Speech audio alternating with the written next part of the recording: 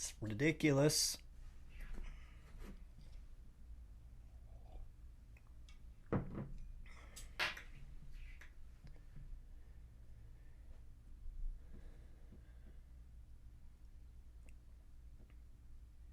This is the long lead in. I had to really fight for this one today. Fight within myself, look into my resistance, look into my avoidance, look into my fatigue. Recognize how easy it is to make excuses for ourselves, how easy it is to hide, how easy it is to interpret avoidance or to mask avoidance or shame or sadness or whatever with, I'm tired, I'm going to take a nap, I don't feel like it, I'm not gonna. So there was a lot of very subtle resistance in me earlier today. And resistance in the process. And I found the process of working through all that, both within myself and in my immediate physical environment, was good for me. It was a good practice to feel fatigued and to want to lay down and take a nap and to look at it and be like, okay, I'm going to face this, and to have some sense of avoidance or some feeling of wanting to be alone or isolated, and working through that and piercing through it and working through everything else that has been in the way, so to speak.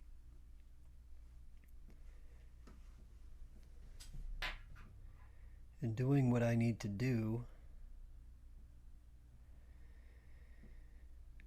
to create the space that I want to occupy in my life.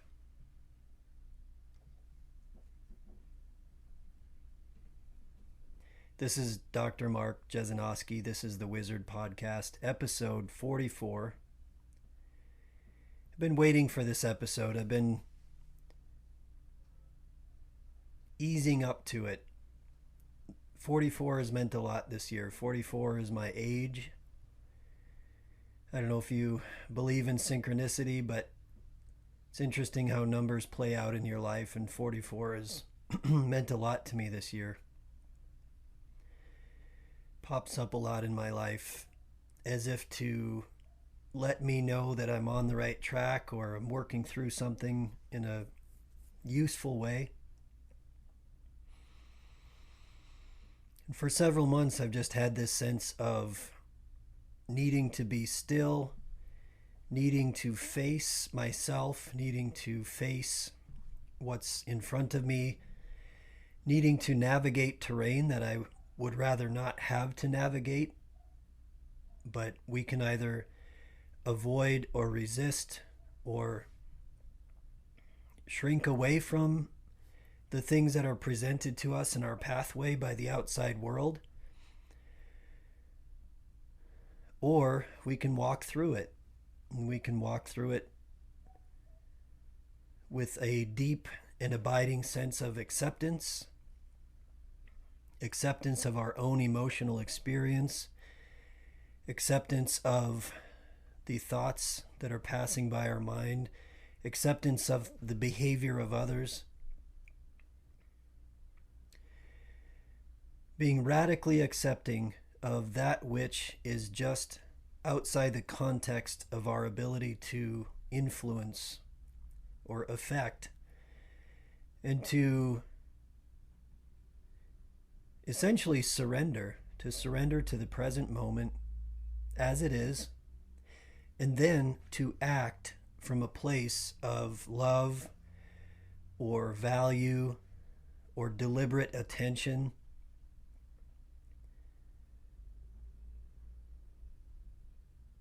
You know, we only have so much energy. We put food and oxygen in our body, and our body turns it into energy, and then we use that energy to act out in a certain way. We act out in our mind and we act out in our body, and we have to sustain those actions. We have to sustain that energy.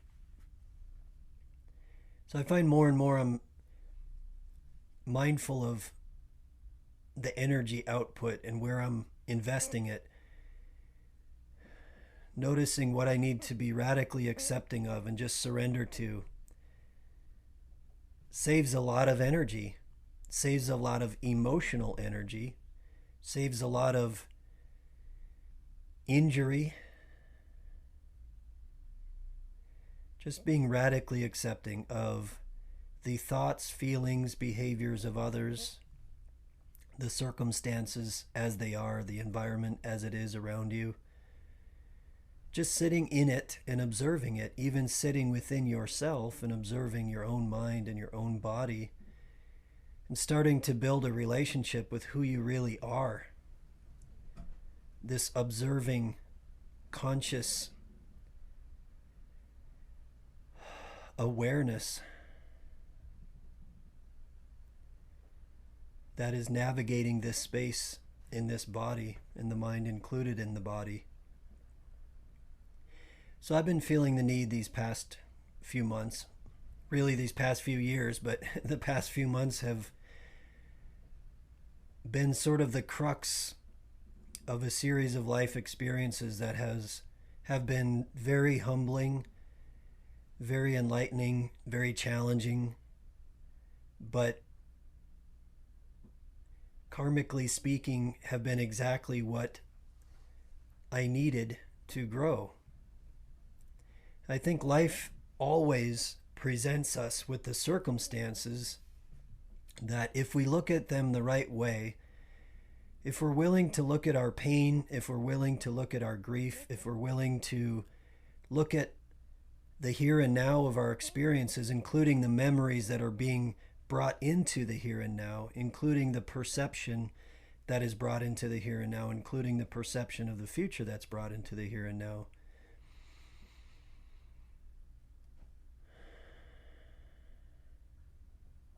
If we're able to put our attention into the here and now of things,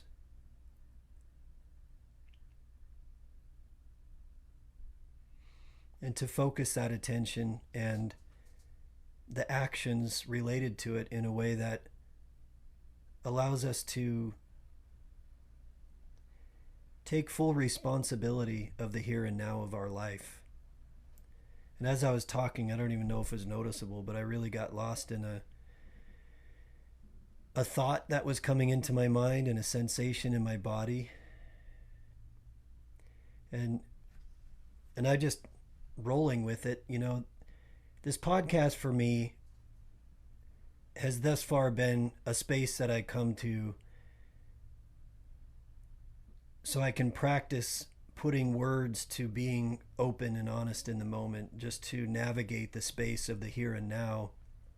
And I purposely don't come in here and sit down if I have, you know, an ego-based thought or an agenda in my mind that I want to act out somehow. Usually my goal is to sit down and just to be, and to explore the thoughts that are coming to mind, and to explore this here and now space of life and my perception of it and my experience of it.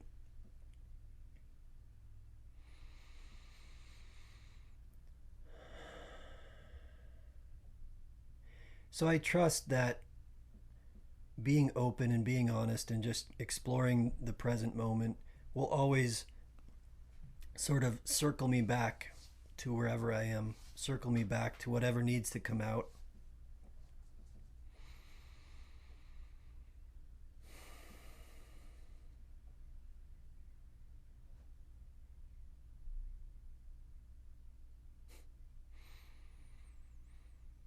There are just so many different things that I would like to talk about today.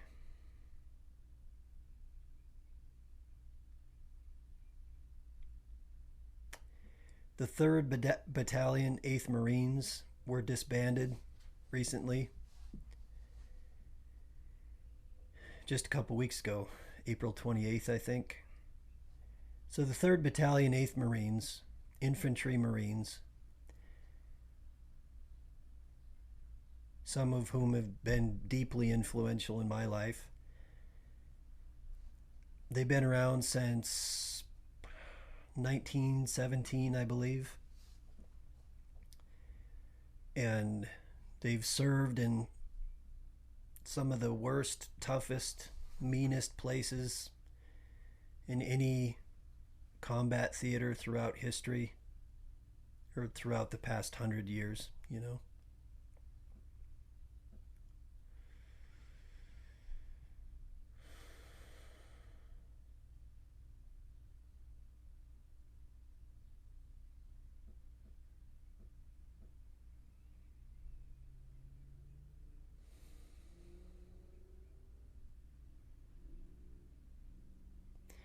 You know, as I'm sitting here, this is where I've been recently. This is where it kind of comes back. I'm having a thought, I'm exploring that thought. I know I can go down the pathway of that thought. I can talk about Marines, and I can talk about PTSD, and I can talk about this and that. But more recently, my practice, I guess, has been to be radically accepting of the here and now as it is, and to clean up my space, to clean up my own mind, to clean up my own space in my life, to get rid of things that just do not need to be there. Get rid of things in my mind that don't need to be there. Get rid of things in my home that don't need to be there. Get rid of subscriptions that don't need to be there. Get rid of obligations and attachments that don't need to be there. And, you know, ironically, the more that you let go of resistance, the more you let go of fear, the more you let go of maladaptive coping, let's say, and the more honest you are with yourself, ironically, the more you notice the sensations of the body as they emerge, the sensations we often call anxiety or depression or whatever. But really, they're sensations in the present moment. We attach labels and stories to them for all sorts of reasons, but in this present moment, they're sensations that are informing me about my present moment experience, including the experience of my mind.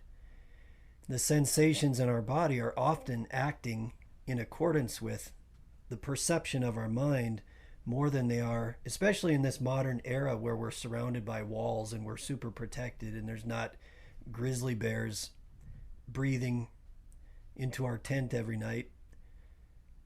You know, we don't necessarily experience a lot of emotional arousal due to external threat in our immediate spaces. Of course we do when we interact with people in the world out there, and everything like that. But we certainly react emotionally to the space of our own mind. And we watch the news and our mind gets triggered, and we read the headlines and our mind gets triggered, and we look at social media and our mind gets triggered. I almost said listen to social media like I'm talking about the radio. Listening to the old social media. But social media gets in our mind, and we start seeing what everyone else is doing, and we start seeing everyone making their little posts of whatever they're making posts of, and I do this too, so I'm, you know, condescending on myself too. But we get caught up in the rhythms of other people's perceptions, and we start to measure ourselves by those other perceptions, and those things tend to have a deep influence on how we perceive ourselves in the context of the world. And pretty soon we're not sure about how we should behave according to our own values and our own perception. We're always measuring our perception against someone else, and that perception in our mind influences our emotions, and those emotions are experienced in the body. So pretty soon we're just droning in anxiety, and we don't even know why. Our body is perceiving threat, but we're not even sure where it's perceiving threat from. It's perceiving threat from all these things that we're tethered to, all these things that we need to tend to. Everything your mind is attached to, everything your mind is tethered to, all the stories, all the open-ended stories, all the arguments, all the shoulds, all the things we're supposed to be afraid of out there, all the breaking news bullshit, all of that is tethered to our emotional self and to our physical self. And it leads us to live in a sense of worry, and we're on edge and we're under threat and we're anxious. And over time, for a lot of people, being anxious all the time, being under threat all the time, living in a perception of powerlessness, like, how are we going to get out of this thing? How are we going to survive this? What are we going to do? Just living in terror and fear. And then projecting that terror and fear onto everyone else. Everyone else needs to do what I'm doing because that will keep me safe. And if you're not doing it, I'm going to criticize you, and I'm going to call you the other, and I'm going to put some label on you. And you're now my enemy just because I'm afraid and I'm projecting my perception of the way to deal with my fear onto you. And we co-create in that way through social media. But I notice more recently, like what happened earlier, I'll be going down a path in my mind. And I've been working on it a lot for many years, but more and more and more and more. And eventually you just don't have any excuses left, and you have to take responsibility. The more aware you are of your own mind and body and your choices and your interaction with the world, the more you have to take responsibility for what you're creating. So my mind is walking down a certain pathway, and I'm like, I don't even want to walk down that pathway. I don't even want to think that thought. I don't even want to have that dialogue in my mind as if I'm speaking to the President of the United States, or as if I'm speaking to some social topic that everyone's talking about out there, as if the dialogue in my mind is somehow going to resolve anything.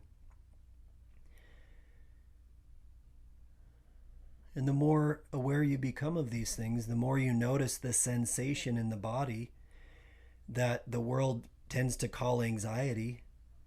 The more you notice that sensation, well, you can take the medicine, and the medicine will make that sensation diminish, so you can navigate this society that we've created. You can tone it down so you can deal with all the noise that is bombarding you all the time. And honestly, if you do that, that's okay, because maybe all the noise is just too much.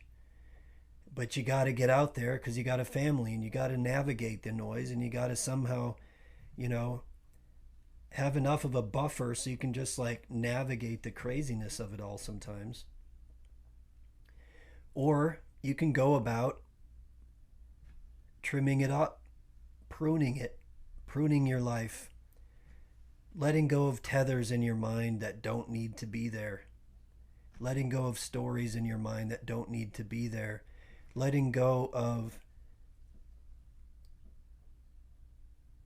behaviors and habits and things that you're doing that you know you don't need to do, that you know are not good for you, but you do it anyway. And you do it because you've been doing it for years. For me, it's staying up too late. I just love staying up late, but I know it always affects the next day. And there's no excuse for it. It's rooted in habit. It's something I'm working on and have been working on. Rooted in habit. But I know it makes me more tired. And when you're more tired, you're not as productive, you're not as present, you're not as patient.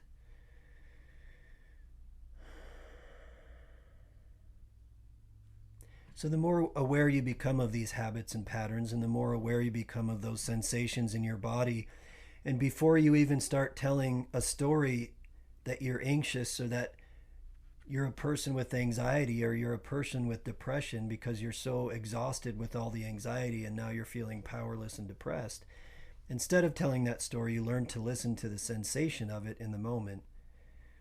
And you notice what those sensations are being triggered by.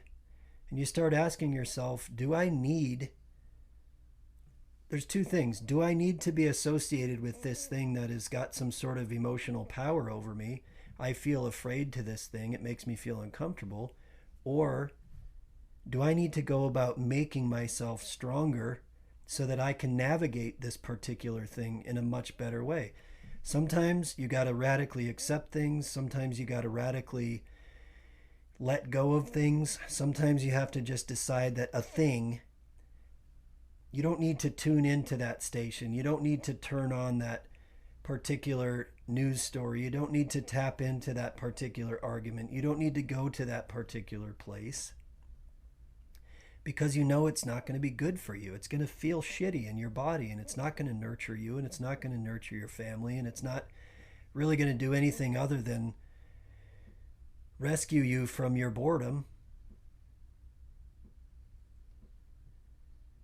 So you can go about letting go of these things, and then the things that you hold on to are the things that are a necessity, the things you got to do, like get up and go to work and be there for your family. Get up and go to work and face things that you don't want to face, but you got to do it anyway because you love your family and because you're not quitting and you're not going to back down. You're just going to keep moving forward.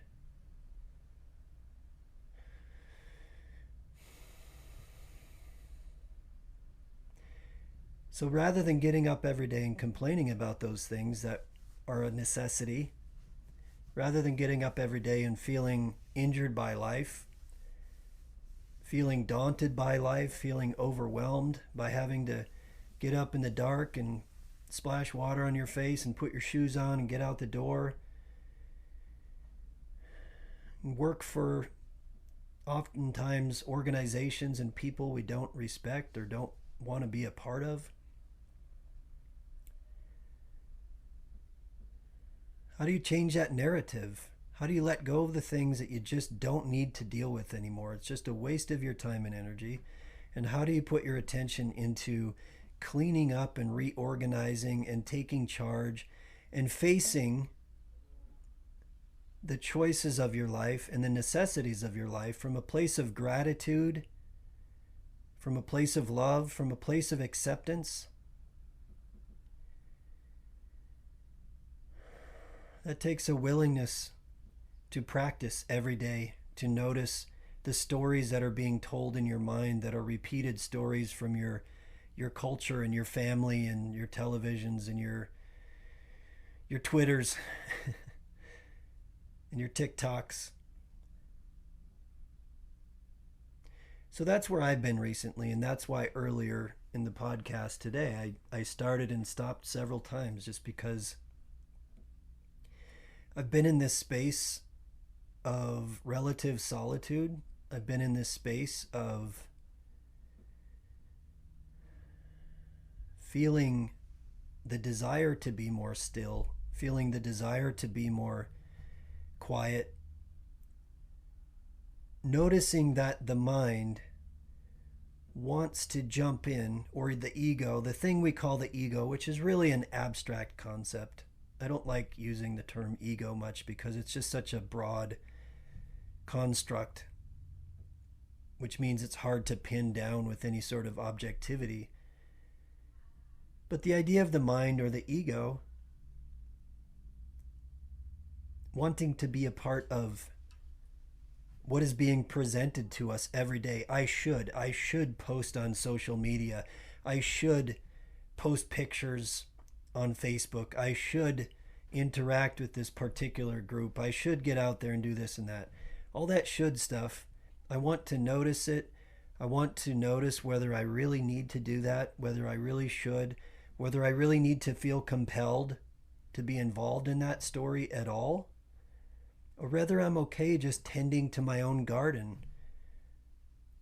And that reference comes from Ram Dass, but literally I've been nurturing a garden at home and desiring to just simply be really present with my two wonderful little girls, being present with the space of home and literally nurturing a garden with them, literally nurturing the space with them, trying to clean up dirty places and polish up, tarnished places in our lives, and really allowing the space that we exist in to be a reflection of our deepest good and our deepest love, and allowing the space around us to flourish. You know what I've noticed? This is I think people that are around plants a lot get this. But this past 6 months, this year, the the plants in the yard have started to come alive more at my home. Plants that were lying dormant, that were there before we probably purchased this home, have just started to emerge and come alive. And I believe strongly, and I don't think it's a magical thinking thing. It's a life thing. It's an energetic thing. It's an interconnectivity thing. If you ever decide to venture in the direction of plant medicine, you'll have a deeper sense of that. But I've noticed the plants coming alive in the yard, in this home, being more present in your home, being more in love in your home, in love within yourself, and allowing that to resonate with around you. Letting go, letting go, letting go of shit that just doesn't need to be there, that you don't need to tend to, that is sucking the energy and the life out of you.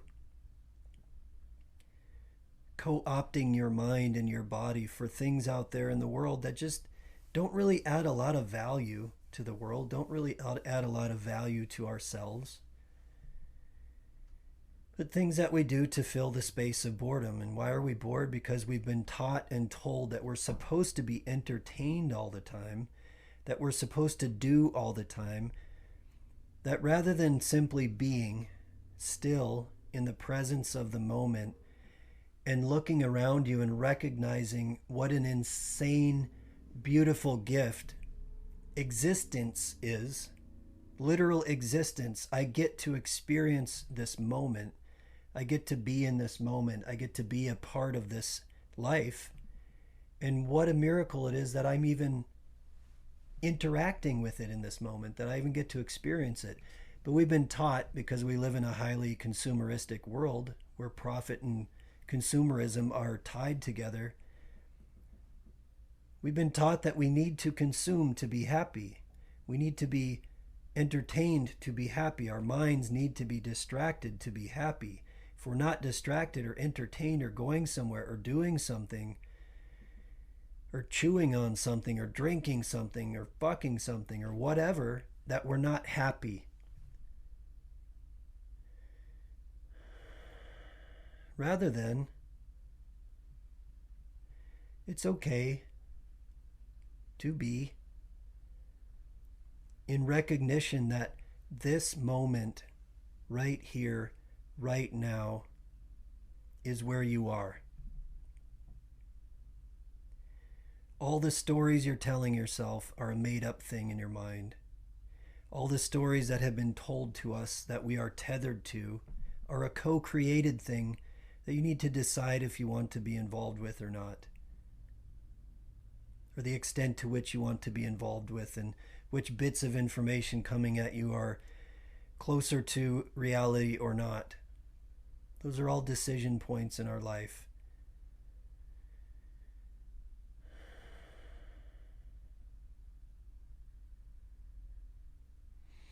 And if you are going to tap into things, if you're going to tap into stories, if you're going to be part of the co-creation of things,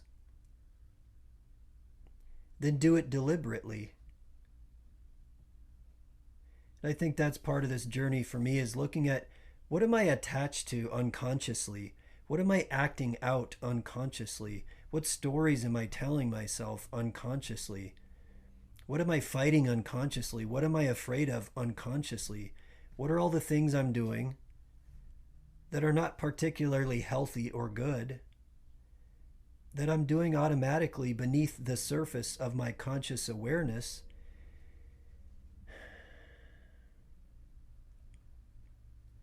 So how can we become more conscious, more conscientious, more aware of how this body is automatically acting, more aware of how the mind is automatically acting, how we've become programmed, so to speak, by our attention to the world around us and our emotional relationship to the world around us? How can we become more aware so we can say, I want to consciously be involved in this particular thing. I want to consciously support this particular thing. I want to consciously make a decision to get a vaccine or to not get a vaccine, or to go to a particular place or not to, or to support a particular perspective or initiative in the world or not to. What I see is a lot of unconscious behavior out there, a lot of unconscious acting out from a place of fear or self-righteousness, looking down upon people and judging people for making conscientious choices on their part that happen to disagree with your perspective of how the world should work. So for me, where I've been, the reason why I keep slowing my mind down and cutting off certain thoughts or certain pathways I'm walking down or certain things the world tells me I should do, where I've been is just working on simplifying and quieting and nurturing my own mind, my own body, my own home. And part of that is an extension, as a tangent of that, is having spent most of my adult life thinking about how can I help the world? How can I be of service in the world somehow? And looking down different pathways and wondering if that's the path I would like to take. If that's the path that's going to serve my values and my passions and the place I want to plug into the world and to serve. And where life has taken me is progressively recognizing that the best service that I may be able to do in the world is to shut the hell up and be rooted and present and loving and nurturing to the space that I'm in, and to allow the example of that to be the effect in the world, rather than lashing out, acting out in fear, in anger, in resistance automatically and unconsciously, rather than tethering myself to overwhelming obligations and schedules and subscriptions and habits and patterns that just drain me. They drain my life force and they drain my energy and they drain my attention. And pretty soon I'm not creating at all. I'm plugged in. I'm literally plugged in. That's what people talk about when they talk about being plugged into the matrix. I'm so plugged into it, and I'm feeding off of it, and it is feeding off of me. There's an in tube and an out tube. And I'm so plugged into it, I'm no longer even in touch with my soul. I'm no longer in touch with my spirit. I'm no longer in touch with that essence deep within us that transcends our thoughts and our feelings and our attachments. That conscious, observing self, the soul, that's experiencing all of this and perceiving all of this, and part of the creation and the co-creation. So for me personally, and part of why I do this podcast is just to be able to share that honestly. For me personally, that's continually more and more letting go of thoughts and behaviors and attachments and desires and obligations that just aren't good for me. They aren't good for my soul. They aren't good for my spirit. The body gets tired, the mind gets tired, the soul gets tired and weary of acting in unconscious ways that leave us in perpetual pain, perpetual guilt, perpetual shame, perpetual anxiety and depression, trying to hold up the weight in this societal sphere that we find ourselves plugged into and interacting with.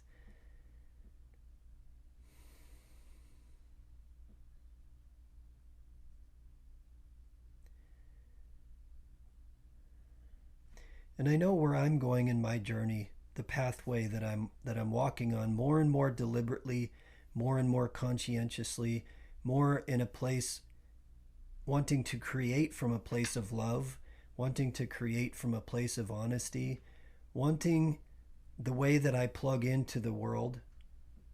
You know, almost letting go of all the unconscious shit and letting go of all the things that the momentum of my life that brought me to a certain place where I thought I was supposed to be plugged into the world in a certain way, letting go of as much of that as possible, and then coming back in and saying, okay, how do I want to interface with this place?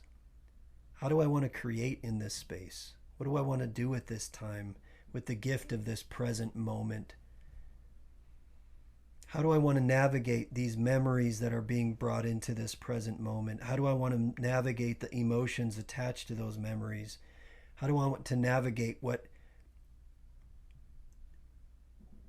the world is telling me to do, how it's telling me to behave, how I am supposed to be according to some standards and ideas out there about what is right and what is wrong? What has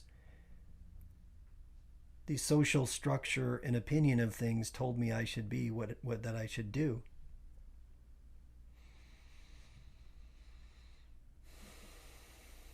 So the pathway that I'm speaking from now and working from is wanting to create and to connect from a place of love,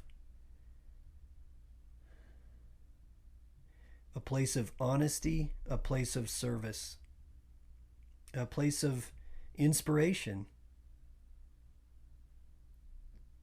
Anything that does not serve that highest good needs to go. That's where I look at everyone out, all my clients that I work with.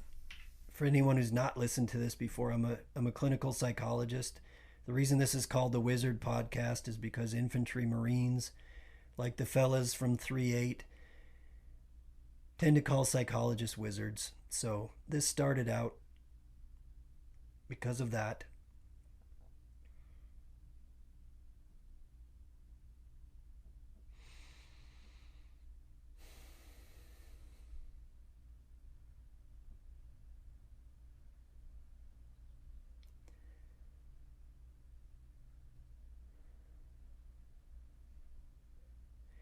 We get into these wrestling matches with ourself, and our ego self says, I need to plug into the world a certain way.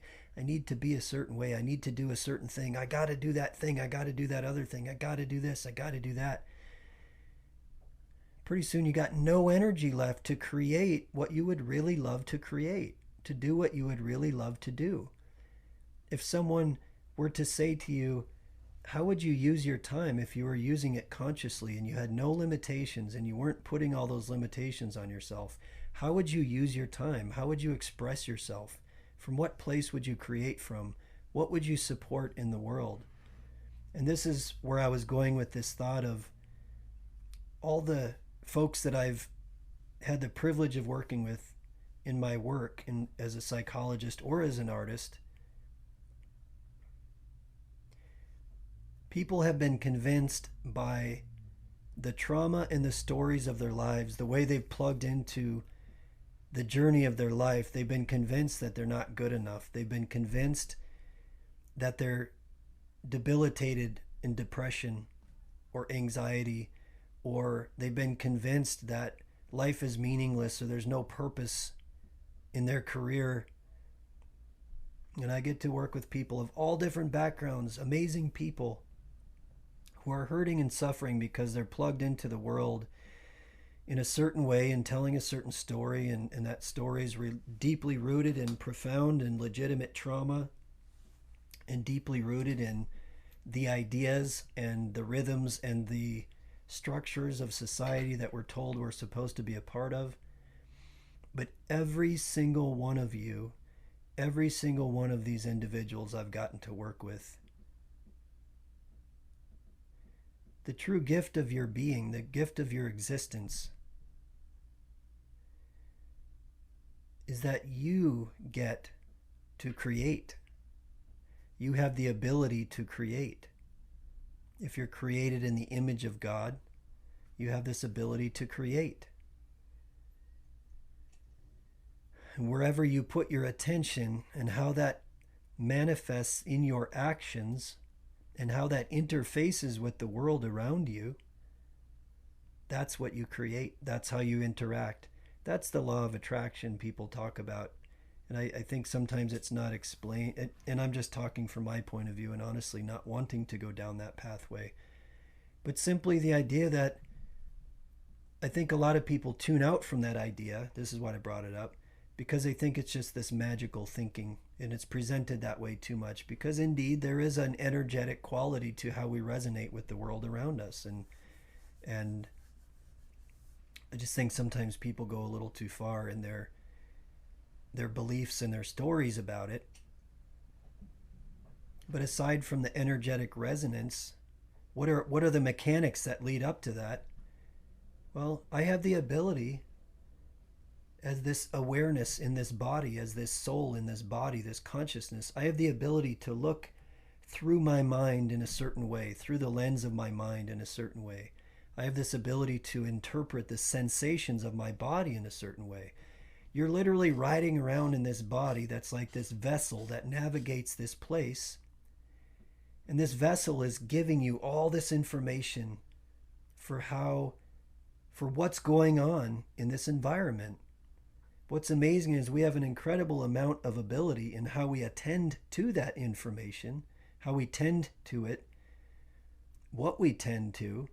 Over time, we tend to look at trauma, the memory of trauma, and the societal rules and norms and the fears and the stories that we're creating and co-creating. They tell us how we're supposed to behave, how our fears are supposed to respond. Basically, our body and our mind start pulsing in accordance with a certain type of story. Pretty soon we're acting and reacting so unconsciously, and we believe that we're fighting for it within our life. We're fighting to maintain some sort of control within this co-creation that we're doing. But every single person has the ability to step back from that and say, do I really want this subscription? Do I really need this relationship? Do I really want to be involved in this argument? Do I really need to be aware of this thing? Do I really need to purchase this? Do I need to have this thing? Do I need to interface in the way I'm being told to? Or can I step back and recognize, wow, wherever I put my attention, my emotional brain, my brain and my body are going to interpret that attention as reality. And I'm going to act out according to where my perception is in my mind. I'm going to co-create and create from a place of the way I see the world through my own mind and my own perception. True freedom to me is becoming aware that you're creating and co-creating from a place of attention, being in the attention of your own mind, your own story, your own attachment, your own fears, your own biases, your own injuries. Every single idea and perspective and construct and trauma and memory that is brought forth in the present moment that you see through has the ability to influence what you create in the moment. So we're all creators. We all have the ability to create. Some of us are creating consciously, some are creating very unconsciously, and everywhere in between. And what you're seeing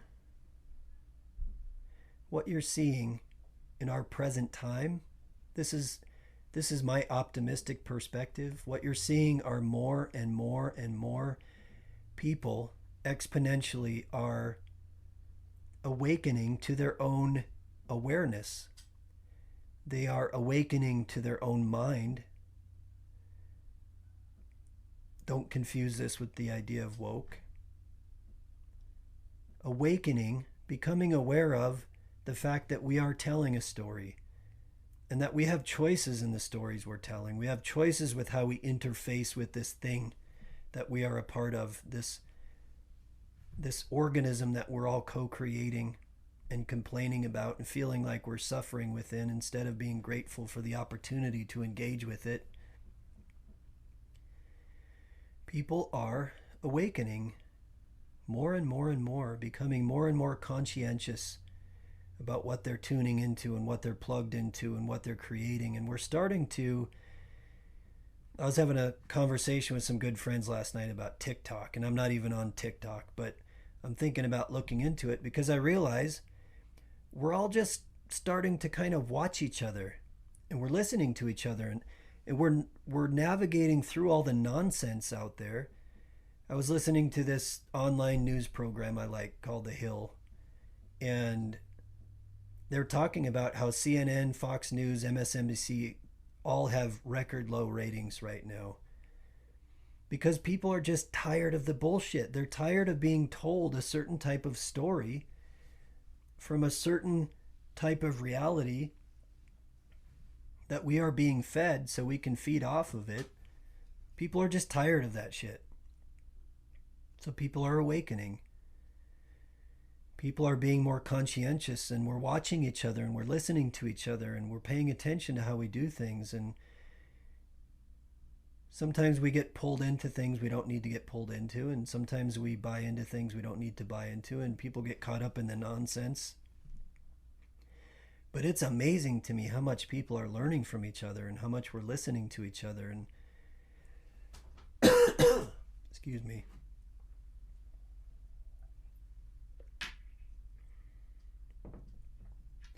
So all I'm doing is sharing my little corner of that.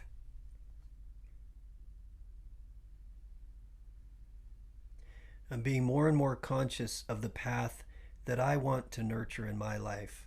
And that's requiring me to be more still and more silent and less plugged in to a lot of things, but much more deliberate with the places that I want to nurture. And things that I've been dabbling in for my whole life, but stumbling through my own attachments and my own ego and my own fears and my own rules and my own memories and the momentum of what I've created. What all those good intentions have finally brought me to in this space is it's okay to live your life according to what you love. It's okay to speak honestly from your heart and allow that to guide the outcomes of your life and the relationships of your life. And I'm noticing in this thing we call career, I'm noticing that this part of my life that is making art, that's in the space of making things, this part of my life that's in the space of serving or working and speaking with people, it's just becoming a space of communion. That's the space of interface. It's the space that I want to nurture and create, is just to be honest in the present moment, whether it's through words, whether it's through actions, whether it's through art, whatever. To not need to do anything other than be my honest, true self. I think that's what I was talking about earlier, is that it's okay to be who you are. It's okay to let go. It's okay to let go of rules. It's okay to let go of fears. It's okay to let go of your story, that you've been a victim of something, even if you have. It's okay to let go of your political party, of your ideas. It's okay to be present in your life and to live from a place of love, a place of creativity, a place of honesty. And however that manifests out of you, that's your truth. That's your true self. You don't have to become an avatar for the world around you. You don't have to do everything exactly the same way everyone else does. What is true freedom? Everyone talks about freedom. It's amazing how many people's manifested version of freedom is controlling everybody, imposing on everyone, telling everyone what freedom looks like and what it is. It's just ridiculous. When you look at the right and left both, it's just ridiculous the way we talk about freedom. Freedom through control, freedom through ideas, freedom through fears. Be who you are, honestly, and with integrity and with responsibility and with love in the present moment. That's freedom. allowing each other to do that, that's freedom. Looking at other people and instead of saying, hey, you're behaving differently than me and you're thinking differently than me, you're talking differently than me, I think you need to behave how I do. Why haven't you done that thing that I've done? You should do that thing that I do because it will be in alignment with my point of view of the world. What about looking at people and saying, hey, you've walked a certain path in life, you've walked a certain journey. What have you learned? What data have you collected? What has your life taught you? How can I learn from that? So anyway, if you've listened to this point and navigated this with me, I really appreciate you being here. I'll tell you, for anyone that listens that are my clients or my family or friends or anybody that I've run across, you know, before I sit down and do this podcast, I realize every time that I could sit here and I could talk about depression overtly or anxiety overtly or PTSD or any number of more tangible things. But this space for me is just about being honest in the moment and navigating what comes up. And it's almost like painting. Doing this podcast is almost like the way painting is for me. I'm honing in on something, using words to move in and to move out and to walk down a pathway and to let go of it and to lose my train of thought and to trust that if you continue to walk down the honest path that you'll come back to a place that serves some sort of meaning to others by simply expressing how you're honestly navigating the moment.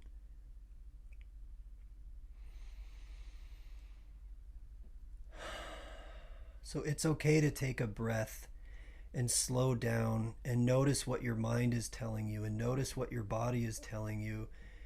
To recognize your mind and body are just doing what they've practiced doing, but that you are sitting back there watching it and you are observing it, and that you are greater than your own mind and your own body and your own thoughts and the stories that you've been told about what your life is supposed to be about. You're much greater than that.